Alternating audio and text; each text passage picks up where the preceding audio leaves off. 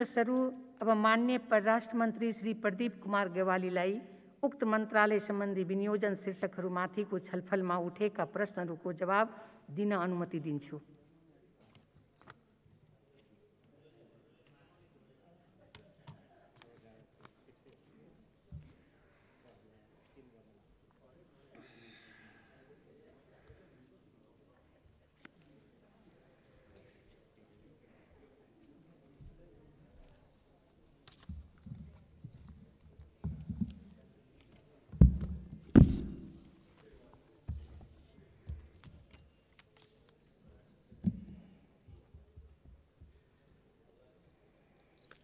सम्मानीय सभामुख महोदय, यस सम्मानित प्रतिनिधि सभामा विनियोजन विधेयक 2077 अन्तर्गत परराष्ट्र मन्त्रालय एवं मातहतका निकायका लागि आगामी आर्थिक वर्ष 77-78 का लागि विनियोजित बजेट र प्रस्तावित कार्यक्रम उपर भएको छलफलमा सहभागी भई महत्त्वपूर्ण विचार, सुझाव र जिज्ञासा राख्नुहुने मान्य सदस्यज्यूहरूलाई सबैभन्दा पहिले हार्दिक धन्यवाद दिन चाहन्छु। छलफलमा भाग लिनुहुने सबैजसो मान्यहरूले परराष्ट्र नीति र अन्तर्राष्ट्रिय सम्बन्धबारे सरकारका दृष्टिकोण र कार्यक्रमप्रति समर्थन जनाउनु भएको छ। यस क्षेत्रमा हासिल उपलब्धिहरूप्रति खुसी व्यक्त गर्नुभएको छ र विभिन्न रचनात्मक सुझावहरू प्रस्तुत गर्नुभएको छ। यसलाई मैले नेपालको परराष्ट्र नीतिका बारेमा सिङ्गो सदन एक छ र सदन मार्फत सिङ्गो राष्ट्र एकताबद्ध छ भन्ने अर्थमा लिएको छु। यस एकताका लागि पुनः धन्यवाद दिँदै यस क्रममा उठेका विभिन्न जिज्ञासाहरूको सम्बन्धमा आफ्ना दृष्टिकोणहरू राख्न चाहन्छु। सभामुख महोदय, नेपालको परराष्ट्र नीति नेपालको संविधानबाट निर्देशित छ। संविधानले स्पष्ट रूपमा राष्ट्रिय हितलाई परिभाषित गर्दै नेपालको स्वतन्त्रता, सार्वभौमसत्ता, भौगोलिक अखण्डता, राष्ट्रिय स्वाधीनता, स्वाभिमान, नेपालीको हकहितको रक्षा, सिमानाको सुरक्षा र आर्थिक समुन्नति र समृद्धिलाई राष्ट्रिय हितको आधारभूत विषयको रूपमा उल्लेख गरेको छ। संविधानले गरेको यही मार्गनिर्देश अनुरूप राष्ट्रिय हित प्राप्तिमा संयुक्त राष्ट्रसङ्घको बडापत्र, असंलग्नता, पञ्चशीलको सिद्धान्त, अन्तर्राष्ट्रिय कानुन र विश्व शान्तिका मान्यताका आधारमा राष्ट्रको सर्वोपरि हितलाई ध्यानमा राख्दै सार्वभौमिक समानता, पारस्परिक सम्मान र पारस्परिक लाभका आधारमा नेपालले स्वतन्त्र, सन्तुलित र असंलग्न परराष्ट्र नीति सञ्चालन गरिआएको छ। आगामी आर्थिक वर्षमा पनि यसै दिशामा अझ प्रभावकारी ढङ्गले अगाडि बढिनेछ। नेपालको परराष्ट्र नीतिको एउटा प्रमुख लक्ष्य विश्वभरका विभिन्न मुलुक र अन्तर्राष्ट्रिय संस्थाहरूसँग सुमधुर र फलदायी सम्बन्ध विकास गरी समृद्ध नेपाल, सुखी नेपालीको राष्ट्रिय आकाङ्क्षा अनुरूप देशको विकास र जनताको जीवनस्तर सुधार गर्न आवश्यक अनुकूल बाह्य वातावरण तयार गर्नु हो। अतः परम्परागत रूपमा विदेशी सहायतामा रहेको मुलुकको निर्भरतालाई क्रमशः कम गर्दै लैजाने सरकारको नीति रहेको कुरा यहाँ दोहोऱ्याउन चाहन्छु। भूगोल, जनसङ्ख्या या आर्थिक र अन्य सामर्थ्यहरूको मापनमा मुलुकहरू ठुला या साना हुन सक्छन्, तर ती विषयहरूले राष्ट्रहरूको सार्वभौमसत्ता, राष्ट्रियता, स्वाधीनता र सम्मानको आयामलाई निर्धारण गर्दैनन्। सबै राष्ट्रहरू सार्वभौम रूपले समान र स्वतन्त्र छन्। यही सार्वभौम समानताको आधारमा छिमेकी मित्र राष्ट्रहरूसहित संयुक्त राष्ट्रसङ्घ सुरक्षा परिषदका स्थायी समितिका सदस्यहरू, विकास साझेदार मुलुकहरू, श्रम गन्तव्यहरू मुलुकहरू र विकासको साझा चुनौती भोगिरहेका अल्पविकसित, भूपरिवेष्टित एवं विकासशील राष्ट्रहरूसँग हामीले नयाँ उचाइबाट सम्बन्ध विस्तार गरिरहेका छौँ। कतिपय कोणबाट प्रकट हुने गरेको लघुतावास अर्थात् नेपाल सानो छ, अविकसित छ, परनिर्भर छ, भूपरिवेष्टित छ या विगतका विभिन्न पक्षहरूबाट बाँधिएको छ, त्यसैले यसले आफ्ना कुराहरू स्पष्ट ढङ्गले भन्नु हुँदैन या भन्न सक्दैन, राष्ट्रिय हितमा व्याघात उत्पन्न हुँदा पनि बोल्नु हुँदैन या ठाडो शिर लगाएर बोल्न सक्दैन भन्ने गलत भाष्यलाई हामीले बदलेका छौँ। यसबीचमा आफ्नो राष्ट्रिय हितको पक्षमा बोल्नु या प्रयास गर्नु भनेको कसैको अहित गर्नु होइन, असल मित्रताको भावलाई खण्डित गर्नु होइन। विगतले बोकाइदिएका असमान सम्बन्धका बोझहरू बिसाएर र इतिहासले सुल्झिन बाँकी भनेर छोडिदिएका विरासतलाई सुल्झाएर समस्यारहित, बोझारहित, आशंकारहित विश्वासको सम्बन्धको जगमा मात्रै मित्रतापूर्ण सम्बन्धहरू अगाडि बढ्न सक्छन्। हाम्रा प्रयासहरू यसै दिशामा केन्द्रित छन्। यसबीचमा भूपरिवेष्टित अवस्थितिले सृजना गरेको सीमा र व्यवधानलाई हटाउँदै नेपालको पारवहन सुविधालाई विविधीकरण गरिएको छ र नेपाललाई छिमेकी राष्ट्रहरूसँग बहुआयामिक सम्पर्क सञ्जालहरू मार्फत जोडेर भूपरिवेष्टित अवस्थालाई भूजडित अवस्थामा रूपान्तरित गरिएको छ। मेरै पुस्ताले 3 पटकसम्म खेप्नु परेको नाकाबन्दीको पीडालाई अब आउने पुस्ताले कहिल्यै पनि भोग्न नपर्ने गरी सुनिश्चित गरिएको छ। नेपालको छवि एक लोकतान्त्रिक, सामाजिक न्याययुक्त, शान्तिपूर्ण र तीव्र आर्थिक विकास गरिरहेको र विकासशील राष्ट्रहरूको पक्षमा सक्रिय भूमिका खेल्ने गतिशील राष्ट्रको रूपमा उजागर हुँदै गएको छ। हामी यो छविलाई आगामी दिनमा अझ उज्यालो बनाउँदै लैजानेछौँ। आर्थिक कूटनीति हाम्रो परराष्ट्र नीतिको महत्त्वपूर्ण आयामको रूपमा रहेको छ।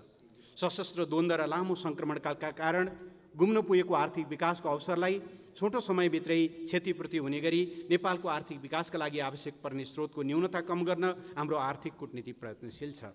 हाम्रा नियोगहरू आधिकारिक विकास सहायतालाई निरन्तरता दिने, प्रत्यक्ष बाह्य लगानी भित्र्याउने, नेपालको निर्यात व्यापारलाई प्रवर्धन गर्ने, नेपाली डायस्पोरालाई विकास साझेदारको रूपमा स्थापित गर्दै उनीहरूले हासिल गरेको ज्ञान, सिप र स्रोतलाई नेपाल भित्र्याउने र झन्डै 40 लाखको सङ्ख्यामा रहेको प्रवासी एवं गैर आवासी नेपालीहरूको हितका लागि प्रयत्नशील छन्।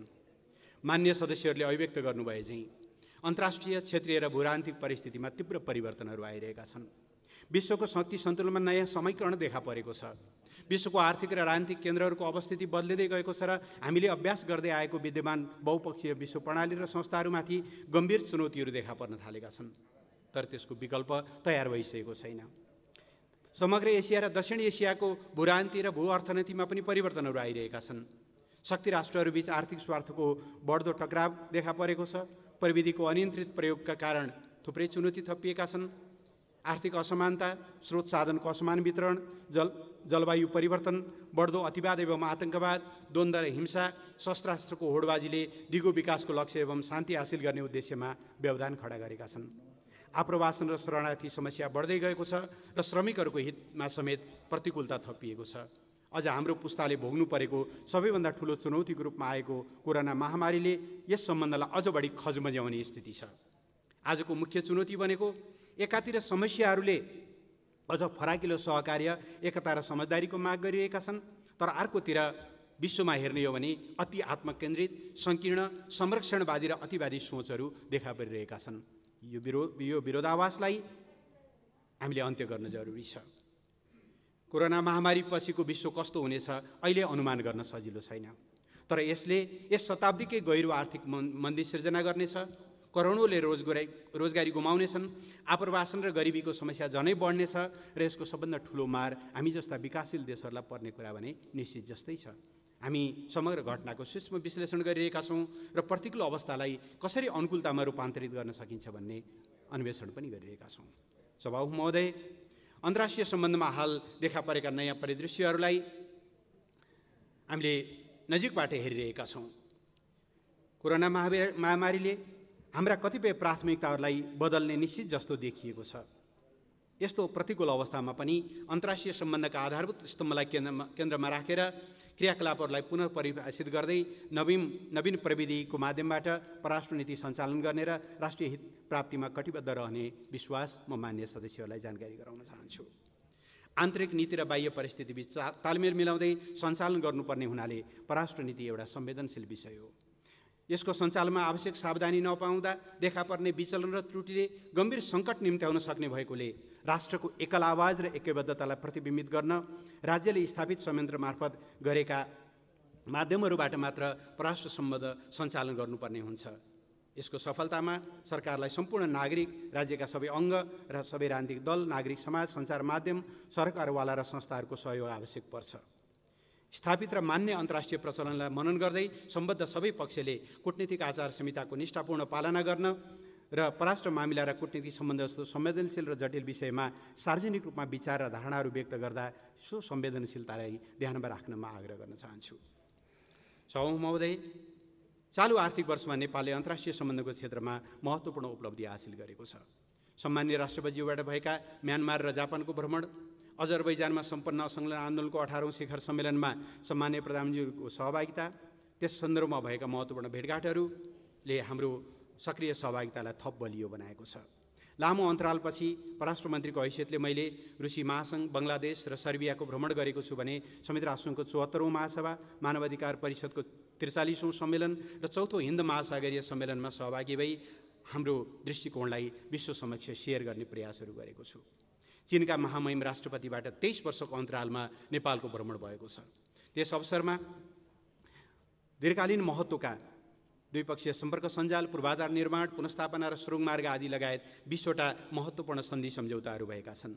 यसबीचमा बङ्गलादेशका राष्ट्रपति, भारतका विदेश मन्त्री, चीनका स्टेट काउन्सिलर र परराष्ट्र मन्त्री, लक्जमबर्गका विदेश मन्त्री, नर्वेका अन्तर्राष्ट्रिय विकास मन्त्री, बेल्जियमकी राजकुमारी, जर्मनकी फर्स्ट लेडी, इजरायलको अन्तर्राष्ट्रिय विकास सहयोग एजेन्सीका प्रमुख, संयुक्त राष्ट्रसङ्घका उपमहासचिव, चीनको स्वशासित क्षेत्र तिब्बत जनसरकारका अध्यक्षले नेपालको भ्रमण गर्नुभएको छ।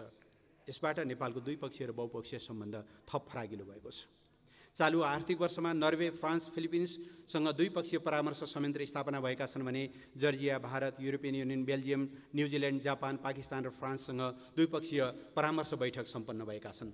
नेपाल र जर्जिया बीच कूटनीतिक र अफिसियल राजधानी वाहकलाई भिसा छुट दिने, नेपाल र म्यानमार बीच पर्यटन र सांस्कृतिक क्षेत्रमा सहयोगको आदान प्रदान गर्ने, नेपालको खाद्य प्रविधि र गुण नियन्त्रण विभाग र भारतको safety and standard authority of इन्डियाको food safety and standard food safety and standard सम्बन्धी समझदारी पत्र लगायत विभिन्न सम्झौताहरू गरिएका छन्।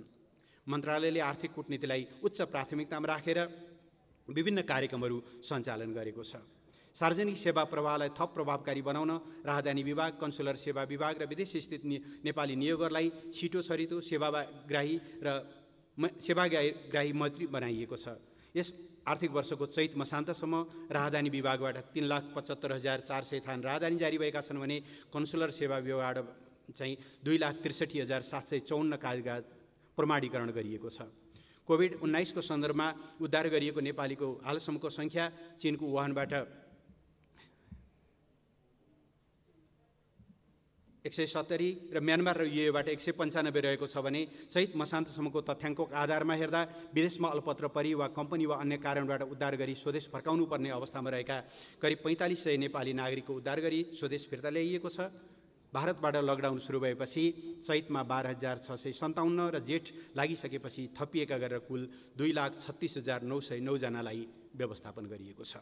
सम्मानीय सभामुख महोदय, सदनमा भएको छलफलमा माननीय सदस्यहरूले परराष्ट्र मामलाका विविध चासोहरूमा खास गरेर नेपालको अन्तर्राष्ट्रिय सम्बन्ध, परराष्ट्र मन्त्रालयको भूमिका, सीमा सुरक्षा सम्बन्धी विषय, कोभिड-19 र विदेशमा रहेको नेपालीको अवस्था, मिलेनियम च्यालेन्ज कर्पोरेसन, बेलायतसँगको गोर्खावर्ती लगायतका विभिन्न विषय, रुकुममा भएको घटनामा नेपालको मानवाधिकार सम्बन्धी प्रतिबद्धताको पालना जस्ता प्रश्नहरूमा आफ्ना धारणाहरू राख्नुभएको छ। परराष्ट्र मन्त्रालयले नेपालको संविधानले गरेको मार्गनिर्देशन र नीति अनुरूप परराष्ट्र नीति र अन्तर्राष्ट्रिय सम्बन्ध सञ्चालन गर्दै आएको छ। नेपालको मान्य सदस्यहरूबाट नेपालको स्वतन्त्रता, सार्वभौमसत्ता, भौगोलिक अखण्डता, स्वाधीनता, राष्ट्रिय हित तथा विदेशमा रहेका नेपाली नागरिकको हित रक्षाका सन्दर्भमा प्राप्त मननीय र रचनात्मक सुझावका लागि म धन्यवाद दिन चाहन्छु। र अब म यहाँ उठेका केही जिज्ञासाहरूको बारेमा सम्बोधन गर्नेछु। यद्यपि सदनमा प्रस्तुत कतिपय भनाइहरू पुष्टि गर्न कठिन र यथार्थबाट पर रहेको र परराष्ट्र नीति जस्तो संवेदनशील र जटिल विषयको कार्यान्वयनमा त्यति व्यावहारिक नहुने खालका धारणाहरू पनि प्रकट भएको मैले पाएको छु। माननीय डाक्टर नारायण खड्काले परराष्ट्र मन्त्रालयको महत्त्व, यसको भूमिका र मर्यादाका बारेमा उठाउनु भएको रचनात्मक सुझावप्रति म धन्यवाद ज्ञापन गर्न चाहन्छु। मलाई लाग्छ यस्ता विषयको महत्त्व औपचारिक मर्यादा क्रमले होइन, त्यस मन्त्रालय र त्यहाँका नेतृत्वले खेल्ने भूमिकाले तय गर्छ। नेपालको परराष्ट्र मन्त्रालयको भूमिकाप्रति सबैको सद्भाव रहनु नै सबैभन्दा ठुलो पुँजी हो भन्ने मैले ठानेको छु। विगतको राजनीतिक सङ्क्रमणकालमा यसले पर्याप्त महत्त्व पाउन नसके पनि आज त्यस्तो स्थिति नरहेको जानकारी गराउन चाहन्छु। माननीय प्रदीप गिरीले नेपालले हालै जारी गरेको नक्साको विषयलाई लिएर नक्सास्त्र शब्द प्रयोग गर्नुभएको छ। उहाँको विद्वताप्रति ममा उच्च सम्मान छ, तर मान्यज्यूको शब्द चयन उपयुक्त भएन भन्ने म ठान्दछु। जुनसुकै रूपमा अभिव्यक्त भएको भए पनि अस्त्रको अर्कै अर्थ लाग्छ। यसले वैरभाव या कटुताको अवस्थातर्फ सङ्केत गर्छ, तर यथार्थ त्यस्तो होइन। नेपालको वर्तमान सीमा सुगौली सन्धि र तत्पश्चातका पूरक सन्धिहरूले निर्दिष्ट गरेको हो। सुगौली सन्धि यस्तो कुनै सन्धि होइन जसलाई सम्झिँदा हामीलाई खुसी लागोस् या गौरव बोध होस्। यो त नेपालको हात तल परेर नेपालको गरिमामा आँच पुगेपछि र झन्डै 1/3 भूभाग गुमाएर गर्नु परेको एउटा बाध्यात्मक सन्धि हो। तर जतिसुकै पीडादायी भए पनि यो एउटा यथार्थ हो र यसैले नै नेपालको वर्तमान सीमा निर्धारण गरेको हो, जसमा नेपालको पश्चिमी सीमा काली नदी भनेर स्पष्ट किटान गरिएको छ। सन्धि पश्चातका करिब 60 वर्षमा नेपालको दक्षिण सीमामा केही फेरबदलहरू भए, तर लिम्पियाधुराबाट निस्किने काली नदीलाई पश्चिम सिमाना मान्ने कुरामा कहिले पनि विवाद रहेन र आजभन्दा झन्डै 60 वर्ष अगाडिसम्म पनि नेपालले ती भूभागहरूमा निर्वाचन, जनगणना, मालपोत असुली जस्ता राजनीतिक र आर्थिक गतिविधिहरू सञ्चालन गर्दै आएको यथार्थ तथ्यहरू हामीसँग छन्। तर समयक्रममा पहिले नक्सा परिवर्तन गर्दै सीमालाई पूर्व धकेल्दै जाने, पछि परिबन्ध सिर्जना गरेर त्यहाँ आफ्नो सुरक्षा उपस्थिति तैनाथ गर्ने र समयक्रममा स्थायी ढङ्गका पूर्वाधार निर्माण गर्दै यो त सधैँभरि यस्तै हुँदै आइरहेको थियो भन्ने जस्तो मान्यता स्थापित गर्ने कुराले आजको समस्या सृजना भएको हो। नेपाल भारत सीमाको वैज्ञानिक अभिलेख र व्यवस्थापन गर्न सन् 1981बाट प्रयास गरिए पनि र अधिकांश ठाउँको सीमा नापी सम्पन्न भए पनि सन् 2005मा नेपाल भारत संयुक्त सीमा नापी टोलीलाई कुटियाङ्दी र लिपु खोलाको दोभानभन्दा माथि जान नदिएको यथार्थप्रति सम्मानित सदन अवगत नै छ भन्ने म जानकारी गराउन चाहन्छु। नेपालका त्यसपछिका पटक पटकका प्रयासहरूले पनि कालापानी क्षेत्र र सुस्ताको नापी कार्य सम्पन्न हुन सकेन। यही अवस्थामा जेटिसीको कार्यविधि सन् 2007मा समाप्त भयो र 14मा यी दुई क्षेत्रको समस्या समाधान गर्नका लागि दुई परराष्ट्र सचिवहरूको संयन्त्रलाई जिम्मा दिइयो। तर त्यस संयन्त्रको एकपटक पनि बैठक नबसिकन र स्वयं भारतले 1997देखि नै यसलाई अनरिजल्भ या पेन्डिङ भनेर स्वीकार गरेको तथ्यको विपरीत गएको नोभेम्बर 2मा नक्सा जारी गरिसकेपछि यो समस्या सृजना भएको हो। तर नेपालीमा एउटा भनाइ छ, ढाँटेको कुरा काटे मिल्दैन। 2 नोभेम्बरमा जारी 8औं संस्करणमा लिम्पियाधुराबाट निस्किने नदीलाई स्पष्ट रूपले काली नदी नामाकरण गरिएको छ।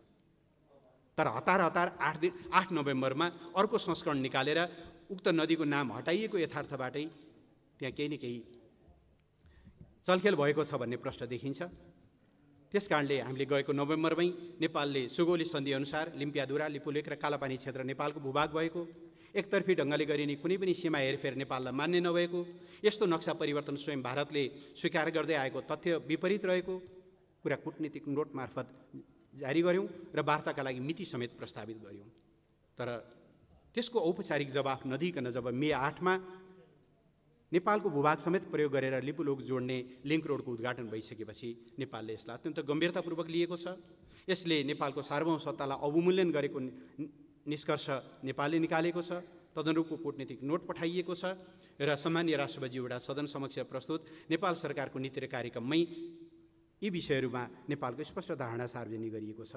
त्यसमा अभिव्यक्त सङ्कल्प र सम्मानित सङ्घीय संसद र त्यसका विभिन्न समितिका निर्देशन र देशभक्त नागरिक एवं विज्ञहरूको सुझावको आधारमा सरकारले गत जेठ 5 गते लिम्पियाधुरासहितको भूभाग समेटेर नेपालको राजनीतिक र प्रशासनिक नक्सा पारित गरेको हो र संविधानमा रहेको निशान छापभित्र रहेको नेपालको नक्सालाई समेत सोही अनुरूप मिलाउनु पर्ने भएकोले संविधानको संशोधन विधेयक सम्मानित सदनमा विचाराधीन रहेको हामीलाई थाहा छ। त्यसैले यसलाई प्रतीकात्मक रूपमै होस् तर नक्सास्त्र शब्द प्रयोग गर्नु उचित नहुने बेहोरा निवेदन गर्न चाहन्छु। नेपाल बुद्ध जन्मेको देश हो, बुद्ध दर्शनको उद्गम स्थल हो। यसका नसामै शान्तिका भावहरू प्रवाहित छन्। यसले कुनै पनि अस्त्रको प्रयोगको परिकल्पना गर्दैन। हामीसँग खालि शान्ति, मित्रता र सद्भावको मात्रै अफर छ। निश्चय नै राष्ट्रिय स्वाभिमान, राष्ट्रिय हित र ऐतिहासिक सत्यताप्रति भने नेपालको अडान सम्झौता रहित छ भन्ने पनि म सम्मानित सदनलाई जानकारी गराउन चाहन्छु। एकजना मान्यले नेपालको नक्सा प्रकाशन गरेको विषयलाई नाटक भन्ने शब्द प्रयोग गर्नुभयो। बडो विडम्बना लाग्यो।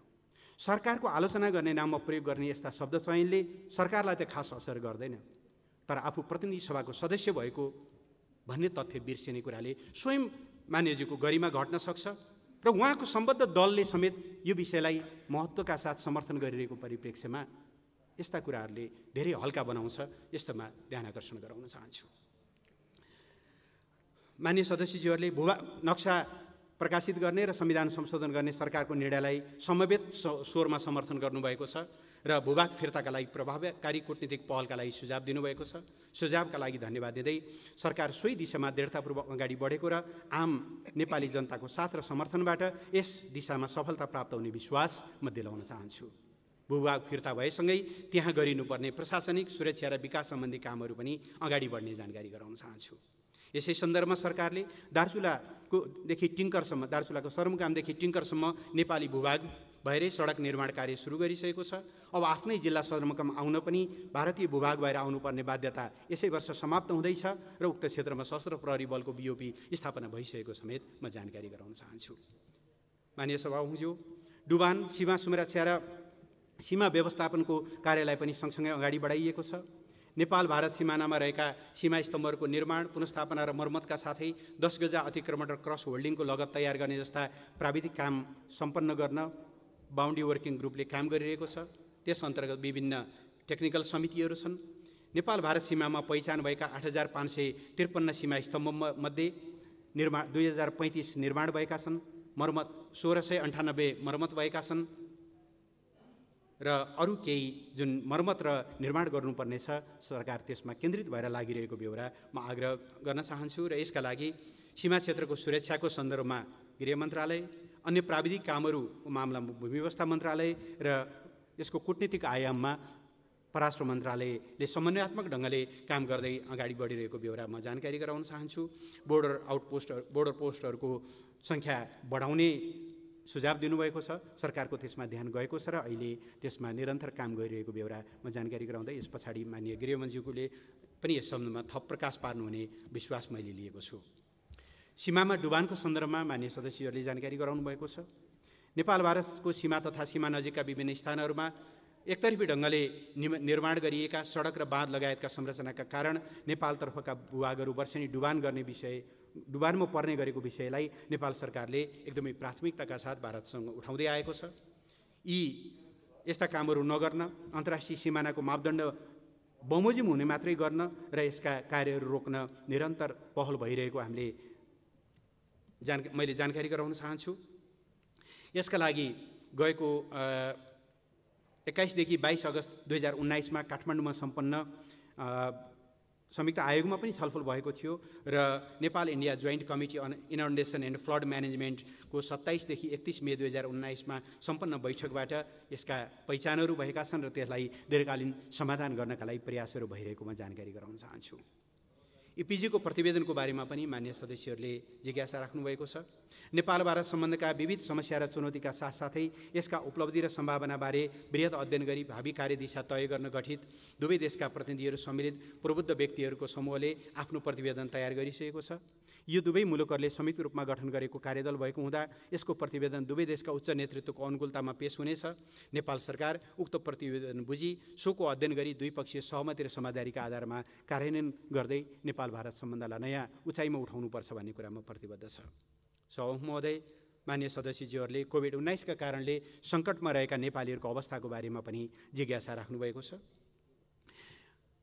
नेपालीहरूको अहिले झन्डै 40 लाखको सङ्ख्यामा नेपालीहरू भारतसहित 109वटा मुलुकहरूमा रहनुभएको हामीसँग आधिकारिक रेकर्ड छ। उहाँहरूले भोग्नुभएका समस्याहरूको सन्दर्भमा सामान्य राष्ट्रपति, सामान्य प्रधानमन्त्री र स्वयं मैले आफ्ना समकक्षीहरूसँग पत्राचार गरेका छौँ, टेलिफोन वार्ताहरू गरेका छौँ र हामीले मुख्यतया के आग्रह गरेका छौँ भने विश्वव्यापी महामारी मानव जातिले संयुक्त रूपमा र सहकार्यका साथ जुझ्नुपर्ने साझा चुनौती हो। महामारीको बेला केही सेयर्ड रेस्पोन्सिबिलिटीहरू हुन्छन् राष्ट्रहरूको बीचमा। बिना भेदभाव आफ्ना भूभागभित्र रहेका स्वदेशी र विदेशी नागरिकहरूको संरक्षण, हेरचाह र स्वास्थ्य प्रचार गर्नु सबै राष्ट्रहरूको कर्तव्य हो। यही कर्तव्य र दायित्वबोधबाट निर्देशित हुँदै नेपालले आफ्नो सरहदभित्र रहेका विदेशी नागरिकहरूको समेत हरसम्भव हेरचाह र स्वास्थ्य प्रचार गर्दै आएको छ। सम्बन्धित राष्ट्रहरूले स्वदेश फिर्तीका लागि आग्रह गरेको अवस्थामा बाहेक नेपालमा कसैलाई पनि असुरक्षित अनुभव गर्न नपर्ने गरी हामीले काम गरेका छौँ। हामी हाम्रा मित्र राष्ट्रहरूबाट पनि यस्तै व्यवहारको अपेक्षा गर्दछौँ। तर यति हुँदाहुँदै पनि सङ्कट बढ्दै गइसकेपछि अहिले सङ्कटमा परेका नेपालीहरू स्वदेश फर्किन चाहिरहनु भएको छ।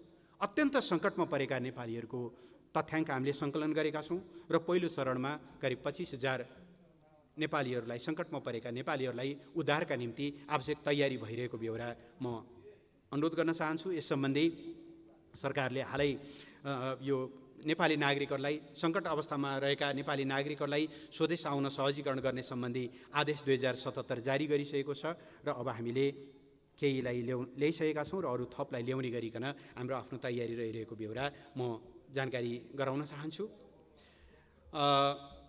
भारतबाट आउने नागरिकहरूको सन्दर्भमा सङ्ख्या मैले अघि बताएँ। मान्य सदस्यहरूले उडेर आउने र भारतबाट आउनेहरूको बिचमा अलिकति विभेद गरियो कि भन्ने ढङ्गले पनि कुराहरू गर्नुभएको छ। कुनै विभेद गर्ने सरकारको मनसाय छैन। तर अलिकति फरक व्यवस्थापनमा फरक के छ भनेदेखि विदेशबाट हामीले हाम्रो क्षमताअनुसार, हाम्रो क्वारेन्टाइनको, हाम्रो होल्डिङ सेन्टरको क्षमताअनुसार नियन्त्रित ढङ्गले ल्याउन सक्छौँ। तर भारतबाट मान्य सदस्यहरूले अनुमान गर्न सक्नुहुन्छ जेठ 15 गते एक दिन मात्रै 19,800 भन्दा बढी नागरिकहरू एकैचोटि एउटा गौरीफन्टा नाकाबाट मात्रै 6300 भन्दा बढी ठुलो सङ्ख्यामा आउनुभयो। 6300 एउटै ठाउँबाट प्रवेश गर्दा उहाँहरूको व्यवस्थापनका निम्ति हाम्रा क्वारेन्टाइनहरू तयार नभएको यो यथार्थ हो। तर पनि हामीले यस बिचमा त्यसको व्यवस्थापनका निम्ति हरसम्भव प्रयत्नहरू गरेका छौँ। अहिले त्यो सङ्ख्या क्रमशः घट्दै गएको छ। यस बिचमा 14 दिनको अवधिभित्र उहाँहरूलाई क्वारेन्टाइनमा राखेर प्रत्येकको परीक्षण गरेर मात्रै यदि उहाँहरू सङ्क्रमित हुनुहुन्छ भने उपचारको दिशामा पठाउने र सङ्क्रमित हुनुहुन्न भने सुरक्षित ढङ्गले होम क्वारेन्टाइनमा पठाउने गरी काम भइरहेको बेहोरा अनुरोध गर्न चाहन्छु। आउने बाटो नै फरक भएको कारणले अलिकति त्यसमा हामीले गरेका विधिहरू फरक रहेका हुन्, नभए आफ्ना नागरिकहरूप्रति विभेद गर्ने कुनै सोच छैन भन्ने कुरा म यहाँहरूसँग अनुरोध गर्न चाहन्छु। केही मान्य सदस्यज्यूहरूले त्यस्ता नागरिकहरूको निम्ति बजेट कमको उद्धारका लागि बजेट कम भयो तर दूतावास भवन बनाउनका लागि चाहिँ बजेट बढी हो, सरकारको ध्यान दूतावास भवनतिर बढी हो कि नागरिकतिर बढी हो भन्ने प्रश्न उठाउनु भएको छ। मलाई लाग्छ यो तुलनीय विषय त होइन, दुईटा छुट्टा छुट्टै विषय हुन्। तर माननीय अर्थमन्त्रीजीले भनि नै सक्नुभएको छ, कोरोना महामारी बढ्दै गयो भने हाम्रा सबै बजेटहरू त्यो दिशातिर डाइभर्ट हुन्छन्। अन्यथा विदेशमा अप्ठ्यारोमा रहनुभएका नेपालीहरूलाई उद्धार गर्नको निम्ति बजेटको अभाव नहुने बेहोरा म यहाँ अनुरोध गर्न चाहन्छु। केही दूतावासहरूमा हामीले जस्तो क्यानबराको दूतावासको कुरा गर्ने हो भने हामीले जग्गा खरिद गर्दैखेरि के शर्तमा हामीले जग्गा खरिद गरेका छौँ भने 3 वर्षभित्र हामीले निर्माण कार्य सुरु गर्नेछौँ र निर्माण कार्य सुरु गरेको 18 महिनाभित्र कम्प्लिट गर्नेछौँ। शर्तमा हामीले त्यहाँको डिप्लोमेटिक एरियाभित्र जग्गा लिएको कारणले हामीले आउने 1.5 वर्षभित्र जग्गा त्यो भवन बनाइसक्नुपर्ने अवस्था छ। यस्ता केही कठिनाइहरूलाई मात्रै अहिले पुँजीगत खर्च राखिएको बेहोरा म अनुरोध गर्न चाहन्छु। अरू केही जिज्ञासाहरू मान्य सदस्यहरूले राख्नुभएको छ। एमसिसीको बारेमा यसभन्दा अगाडि नै माननीय अर्थमन्त्रीले माननीय ऊर्जा मन्त्रीले बोलिसक्नु भएको हुनाले म धेरै भन्न चाहन्न। म यति मात्रै भन्न चाहन्छु, कुनै पनि विकास साझेदारी गर्दा या कुनै पनि अन्य प्रसङ्गमा नेपाल कुनै पनि प्रकारको सैन्य या रणनीतिक गठबन्धनमा संलग्न हुँदैन। दात्री राष्ट्र अथवा विकास साझेदारीबाट कुनै प्रकारको सहयोग लिँदा वा स्वीकार गर्दा राष्ट्रिय हित प्रतिकूल हुने गरी गरिँदैन र भविष्यमा पनि त्यस्तो लिइने छैन भन्ने म आग्रह गर्न चाहन्छु। तर वनको बाघले खाओस् नखाओस् मनको बाघले खाने गरी हुने छलफलहरूले त्यसले हाम्रो राष्ट्रिय हितलाई बलियो बनाउँदैन, हाम्रो आत्मविश्वासको कमीलाई मात्रै त्यसले प्रदर्शन गर्छ। त्यस कारणले यस्ता कुराहरूमा अनावश्यक बहसमा नअल्झिन पनि म आग्रह गर्न चाहन्छु।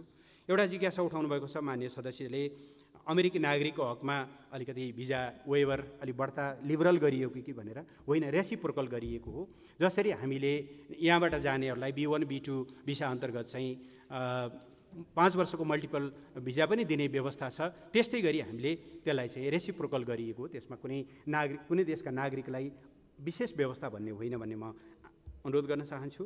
गोर्खाभर्तीको बारेमा मान्य सदस्यले जिज्ञासा राख्नुभएको छ। गोर्खाभर्तीका समग्र आयामको बारेमा धेरै छलफल गर्न सकिन्छ, अहिले म त्यता जान चाहन्न। तर नेपालको इतिहासमा पहिलोचोटि सम्माननीय प्रधानमन्त्रीले गत वर्ष बेलायतको औपचारिक भ्रमणको बेलामा आफ्ना समकक्षी थेरेसा मेसँग हामी यो त्रिपक्षीय सन्धिलाई पुनरावलोकन गर्न चाहन्छौँ, यसलाई द्विपक्षीय बनाउन चाहन्छौँ भनेर औपचारिक रूपले एजेन्डा बनाएर प्रस्तुत गर्नुभएको छ। र स्वयं मैले आफ्ना समकक्षीहरूसँग र बेलायती रक्षा मन्त्रीसँग कुरा गर्दाखेरि दुईटा विषय अनवरत ढङ्गले उठाएको छु। एउटा भूपू गोर्खाहरूले पाउने एउटा उचित उहाँहरूको सुविधाको सन्दर्भमा, र दोस्रो चाहिँ यो हामी त्रिपक्षीयलाई द्विपक्षीय बनाउन चाहन्छौँ र यसमा रहेका कतिपय व्यवस्थाहरूलाई रिभ्यू गर्न चाहन्छौँ भन्ने कुरा औपचारिक ढङ्गले यो विषयहरू उठाइएको म जानकारी गराउन चाहन्छु। सगरमाथा संवाद हाम्रो एउटा अत्यन्त ठुलो योजना हो, जसले नेपालको एउटा सफ्ट पावरको एउटा चाहिँ रूपमा यसलाई विकास गर्ने हाम्रो सोच हो। हामीले अप्रिलको 2 देखि 4 अप्रिलमा हामीले यो कार्यक्रम गर्ने गरी तयारी गरिरहेका थियौँ, तर कोभिड-19ले गर्दा यसलाई हामीले स्थगित गर्नु परेको छ। अनुकूल हुनासाथ हामीले सगरमाथा संवाद गर्नेछौँ, म यो विश्वास दिलाउन चाहन्छु। रुकुमको घटना परराष्ट्र मन्त्रालयको प्रत्यक्ष दायराभित्र पर्दैन, तर एउटा कुरा जोडेर मान्य सदस्यहरूले जिज्ञासा राख्नुभएको छ मानवाधिकारको प्रतिबद्धताको बारेमा। नेपाल मानवाधिकार सम्बन्धी अधिकांश UN कन्भेन्सनहरूको पक्ष राष्ट्र हुनुको नाताले यस्ता कुनै पनि कुराहरूमा मानवाधिकारको उल्लङ्घन हुन नदिने, पीडितहरूले न्याय पाउने, पीडकहरूले उन्मुक्ति नपाउने कुराको पक्षमा निरन्तर लागिरहने बेहोरा म अनुरोध गर्न चाहन्छु। र अन्त्यमा खास गरेर मान्य सदस्यहरूले परराष्ट्र मन्त्रालयको समग्र भूमिका र प्रभावकारी वृद्धिको सन्दर्भमा जुन सुझावहरू दिनुभएको छ, यसलाई अझ बढी स्मार्ट बनाउनु पर्ने, यसको कर्मचारीहरूको क्षमतालाई अझ बढी बढाउनु पर्ने, ती विषयहरूलाई मैले सकारात्मक रूपमा लिएको छु। र खास गरेर यो आर्थिक कूटनीतिलाई सञ्चालन गर्न सक्ने एउटा क्षमतावान संस्थाको रूपमा विकास गर्न, यस मातहतको इन्स्टिच्युट फर फरेन अफेयर्सलाई अझ बढी महत्त्वपूर्ण थिङ्क ट्याङ्कको रूपमा विकास गर्न जे सुझावहरू दिनुभएको छ त्यसका लागि म सुझावका लागि धन्यवाद दिन चाहन्छु। कूटनीतिक आचार संहिताको पालनालाई हामीले प्रभावकारी बनाउँदै लगेका छौँ।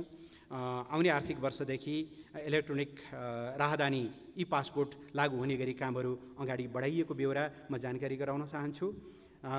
अहिले हामीले प्रवासमा रहेका नेपालीहरूको उत्कृष्ट प्रतिभालाई पुल गर्न सकियोस् नेपालको विकासमा भनेर परराष्ट्र मन्त्रालयमा ब्रेन गेन सेन्टर भनेर एउटा सेन्टर निर्माण गरेका छौँ, जसमा झन्डै 850 जति एकदमै विद्वत वर्गहरू समेटिनु भएको छ। उहाँहरूको क्षमतालाई चाहिँ नेपालको विकासमा लगाउने गरी कामहरू भइरहेको बेहोरा म अनुरोध गर्न चाहन्छु। र अन्त्यमा राजनीतिक एवं राज्य व्यवस्था सञ्चालनमा देखिएको स्थायित्वबाट मुलुकको कूटनीतिक प्रयासले सकारात्मक एवं अपेक्षित परिणाम दिन थालेको छ। अन्तर्राष्ट्रिय स्तरमा नेपाललाई थप महत्त्व र चासोका साथ लिन थालिएको छ। लामो अवधि पश्चात नेपालमा र नेपालबाट छिमेकी तथा विश्वका अन्य शक्ति राष्ट्रहरूमा भएका द्विपक्षीय स्तरका भ्रमण, परामर्श र सहकार्य हुन पुनः प्रारम्भ भएका छन्। बहुपक्षीय मञ्चहरूमा नेपालले नेतृत्वदायी तहमा निर्वाचित र मनोनयन हुने अवसर प्राप्त गरेको छ। यस सन्दर्भमा गरिमामय सदनबाट प्राप्त रचनात्मक सुझाव र मार्गदर्शनले परराष्ट्र सम्बन्ध सञ्चालनमा थप गति र ऊर्जा प्रदान गर्ने विश्वास लिएको छु। यी सबै परिप्रेक्ष्यमा थोरै छ बजेट, जम्मा 6 अरब 28 करोड बजेट छ। अब यसमा पनि कटौती गरियो भनेदेखि त झनै मर्का पर्ने भयो। त्यस भएको हुनाले खर्च कटौतीका प्रस्तावक मान्य सदस्यज्यूलाई यो खर्च कटौती, किनभने अलिअलि विरोधाभास जस्तो पनि देखिँदो रहेछ। एकातिर परराष्ट्रलाई बलियो बनाउनु पर्यो पनि भन्ने, खर्च कटौती गरेपछि बलियो कसरी होला, यो विरोधाभासलाई समेत ध्यानमा दिँदै खर्च कटौतीको प्रस्ताव फिर्ता लिन हुन आग्रह गर्दै म आफ्नो बनाइहरू यहीँ टुङ्ग्याउँछु। धन्यवाद। माननीय सदस्यहरू, उक्त जवाबका सम्बन्धमा स्पष्टीकरण माग गर्न चाहनुहुने मान्य सदस्यहरूको नाम प्राप्त हुन आएको छ। स्पष्टीकरण माग गर्न चाहनुहुने मान्य सदस्यहरूलाई 1 मिनटको समय निर्धारण गरेको छु। सर्वप्रथम मान्य श्री सत्यनारायण शर्मा खनाललाई बोल्न समय दिन्छु।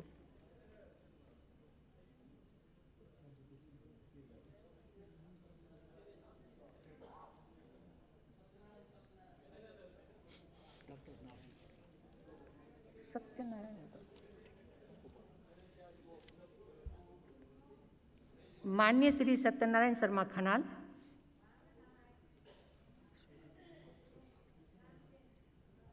माननीय श्री प्रेम सुवाल।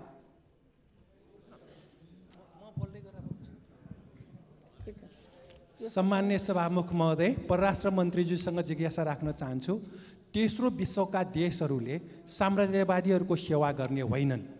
साम्राज्यवादीहरूको काम छिमेकी देशसँग युद्ध गराउनु हो।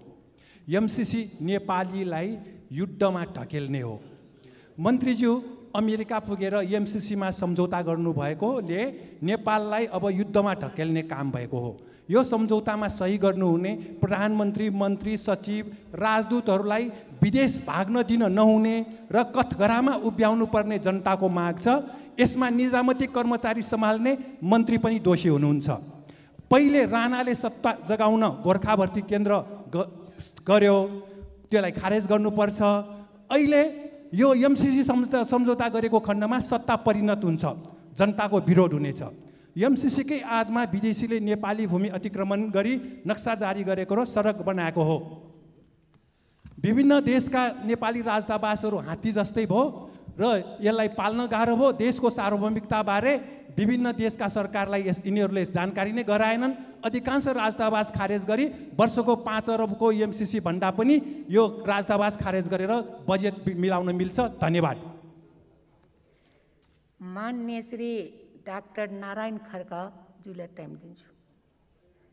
माननीय सभामुख महोदय मार्फत माननीय परराष्ट्र मन्त्रीज्यूलाई मेरो प्रश्न छ। भारत चीनको सीमा क्षेत्र लद्दाखको लाइन अफ एक्चुअल कन्ट्रोलका केही बिन्दुहरूमा धेरै दुई देशको बिचको सम्बन्ध अत्यन्त तनावग्रस्त थियो। यो मेको 5 तारिकतिर त चाहिँ ठेलमठेल आदि मुक्का हानाहान पनि भयो र बडो तनावग्रस्त भएको अवस्थामा दुवै देशले वार्ता गर्ने भनेर यही कोभिड-19कै मध्येमै हिजो अस्ति शनिबारको दिन मात्रै वार्ता गरे उनीहरूले। तर नेपाल भारत सीमाको बारेमा चाहिँ अहिलेसम्म वार्ता कहिले हुने हो, भारत सरकारले कोभिड-19 को पूर्णतया नियन्त्रण भएपछि मात्रै सम्भव हुन्छ भनेको छ। नेपालले कहिलेसम्म पर्खिन्छ, कहिलेसम्म कोरोना नियन्त्रण हुन्छ र यदि वार्ताबाट हामीले नक्सामा देखाएको हाम्रो भूमि फिर्ता गर्न सकेन भनेदेखि त्यसका अन्य विकल्पहरू के छन्, म चाहिँ माननीय परराष्ट्र मन्त्रीजीलाई सम्माननीय सभामुख मार्फत प्रश्न गर्न चाहन्छु। धन्यवाद। माननीय सदस्यहरू, अब माननीय परराष्ट्र मन्त्री श्री प्रदीप कुमार ग्वालीलाई उक्त स्पष्टीकरणको सम्बन्धमा स्पष्ट पार्न अनुमति दिन्छु। सम्मानीय सभामुख महोदय, हाँसौँ कि कसो गरौँ भने जस्तो भयो। पहिलो कुरा, माननीय सदस्य, यी सबै भनाइहरू रेकर्ड पनि हुन्छन्। हामीभन्दा बाहिर, यो हामी 275 भन्दा बाहिर सिङ्गो नेपाल छ, सिङ्गो संसार छ। हामीभन्दा धेरै जानकार मान्छेहरू बाहिर हुनुहुन्छ। हाम्रा प्रतिनिधिहरूले कस्तो अध्ययनै नगरिकन बोल्दा रहेछन्, जे पनि भन्दा रहेछन् भन्ने भयो भने हामीलाई राम्रो गर्दैन। मैले न एमसिसीमा हस्ताक्षर गरेको छु, न आइपिएसमा हस्ताक्षर गरेको छु। मान्यजीले यति त हेरिदिनु भए हुन्थ्यो। सदनको गरिमा घट्छ, मानिसको गरिमा घट्नु भनेको मेरो पनि गरिमा घट्नु हो। यस्तो नगरौँ भन्ने म आग्रह गर्न चाहन्छु। दोस्रो, जति ठाउँमा युद्धहरू भएका छन्, अफगानिस्तानमा युद्ध भयो 2001 मा, एमसिसीमा थिएन अमेरिका। 2003 मा सद्दाम हुसेनलाई सत्ताच्युत गरियो, एमसिसीमा थिएन। कर्नल कद्दाफी सत्ताच्युत भए, त्यहाँ थिएन। अरू धेरै देशहरू।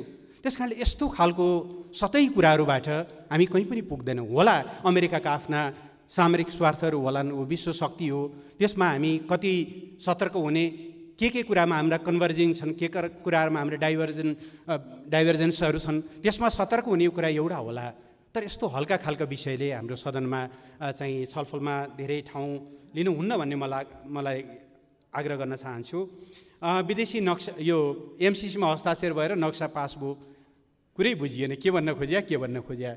त्यस कारणले यस्तो खालको कुरा नगरौँ होला भन्ने म आग्रह गर्न चाहन्छु। राजदूतावासहरूले आफ्नो भूमिका पूर्वाह गरिरहेका गर्छन्। त्यस कारणले आवश्यकता र औचित्यको आधारमा नेपालले 168 देशसँग दौत्य सम्बन्ध कायम गरेको छ। जम्मा 30 देशमा मात्रै दूतावासहरू छन्। एकातिर हाम्रो सम्बन्धलाई फराकिलो पार्दै पनि जानुपर्छ भन्ने, अर्कोतिर भएका दूतावासहरू पनि खारेज गर्दै जाँदा हाम्रो सम्बन्ध बढ्ला कि घट्ला।